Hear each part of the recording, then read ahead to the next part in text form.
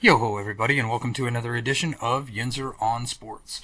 Before we begin, make sure you go down below, hit that like button, click the subscribe button, and make sure you click that little bell so you stay up to date on all the off-season happenings.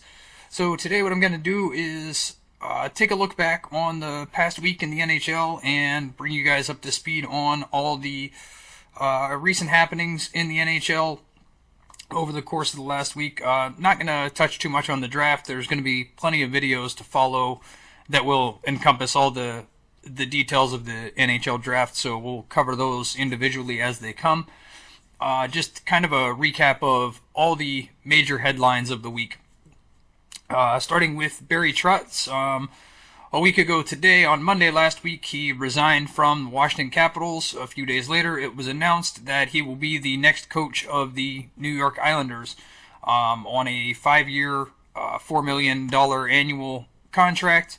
So that's very good news for both the Islanders and Barry Trotz himself. I think he's getting fair market value for the contract now compared to what he was allegedly earning in Washington. I think this is a great contract for him.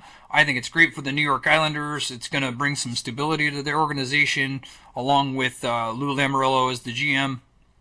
I think New York is going in a very good direction with these hires, and as well as their draft as well was very good. So a lot of good things happening in New York, and look for good things to continue to happen for the New York Islanders. Second thing that happened last week of note was Mike Hoffman being traded from Ottawa to San Jose, and then being traded from San Jose to the Florida Panthers. Worked out very well for San Jose, who cleared up a lot of free cap space for them in order to angle themselves in position to get after some of the big name free agents. For Florida, adds a lot of punch to their forward group. A little bit more depth scoring that's going to help them, and Florida should be a very, very competitive team in the coming season.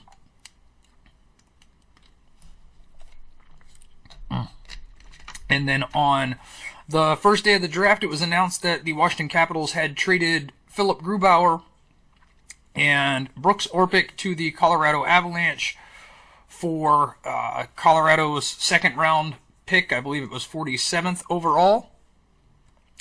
This is a very good move for Washington, who frees up a lot of cap space. Good move for Colorado, adds goaltending depth.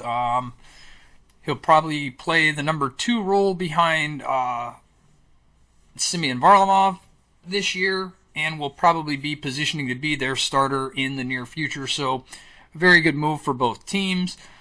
Brooks Orpik was placed on unconditional waivers with the intent to buy him out, so that was just a way for Washington to move out some salary cap space to free them up to sign John Carlson, which they were able to do.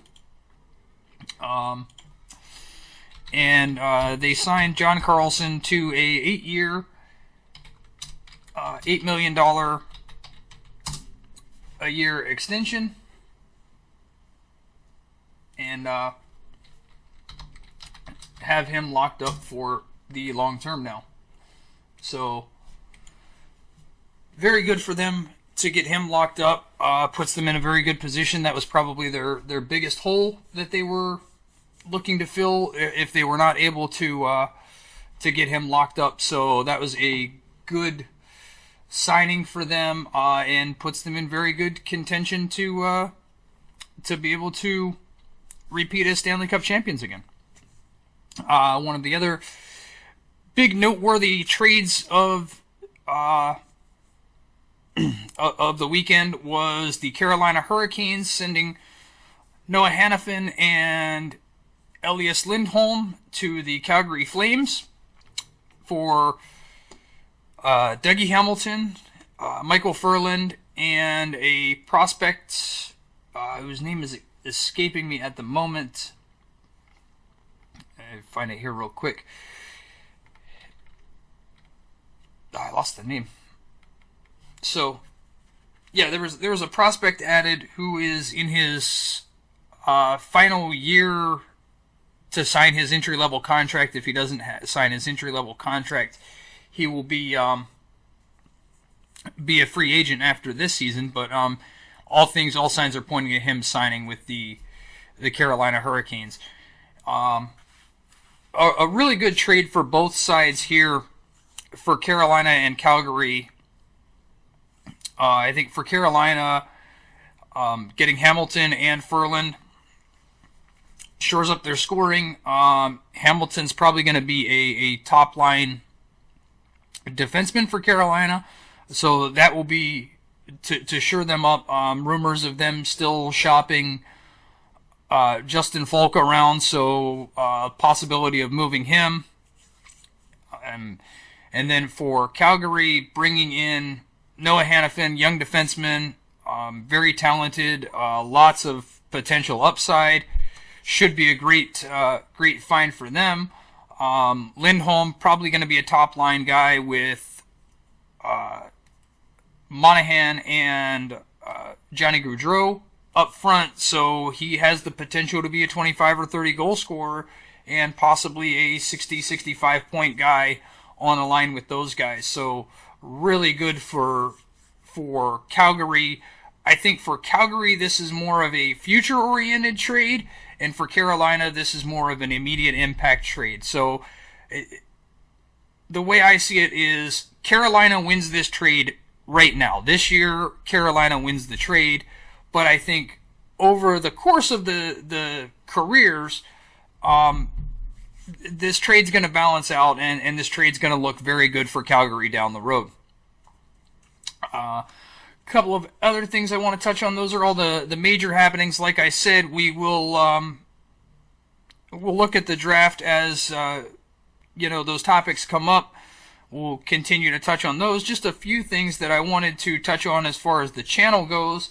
Trying to add to my collection and just bring more versatility, more diversification to the channel. So I'm adding a little bit more memorabilia to my background here. It's going to be up in the next couple of days, starting with this Calgary Flames banner. Shows their various logos and whatnot over the course of their time. So this will be hanging in the background in the coming videos shortly, as well as piece of equipment here, a piece of memorabilia here that I really liked when I saw this, and this is a banner for all of the original 6 NHL teams. You got the Blackhawks, Red Wings, Rangers, Bruins, Maple Leafs, and Canadians. Really like this banner, and that's also going to be hanging up somewhere here in the background, and will be showcased in future videos. As far as what's coming up on the channel this week, like I said, lots of draft coverage to come. I'm going to outline my winners and losers from the draft that was. I'm going to be doing a couple of videos for free agency. I already have a few free agency videos, free agency related videos up on the channel. You guys can check those out. There will be cards in the video for you to be able to navigate to those, as well as I will be updating my power rankings for post-draft movement, and then so we'll have that coming up here shortly. That may be out by the end of the day, to see where all the teams fall after the draft. Also looking to probably be live streaming most of the day during that first big rush of free agency on July 1st. So there'll probably be a 2 or 3 hour live stream there where I will be analyzing all the signings as they happen. So be sure to stay tuned for that. Also, I got some new merchandise coming in that I ordered, and we will be discussing possible giveaways in the near future as we start to hit some milestone numbers in the coming future. So be on the lookout for that. And let me know in the comments section below, what do you guys think of these news and notes from the weeks. What's your take on them? What is you guys' idea of video content that you guys would like me to produce in the future? Anything? I'm open to any suggestions down there in the comments below. I read through all the comments. Try to reply back as quickly as possible, so let me know down there what you guys are thinking. Be sure to like and subscribe to the video, and I will see you guys next time.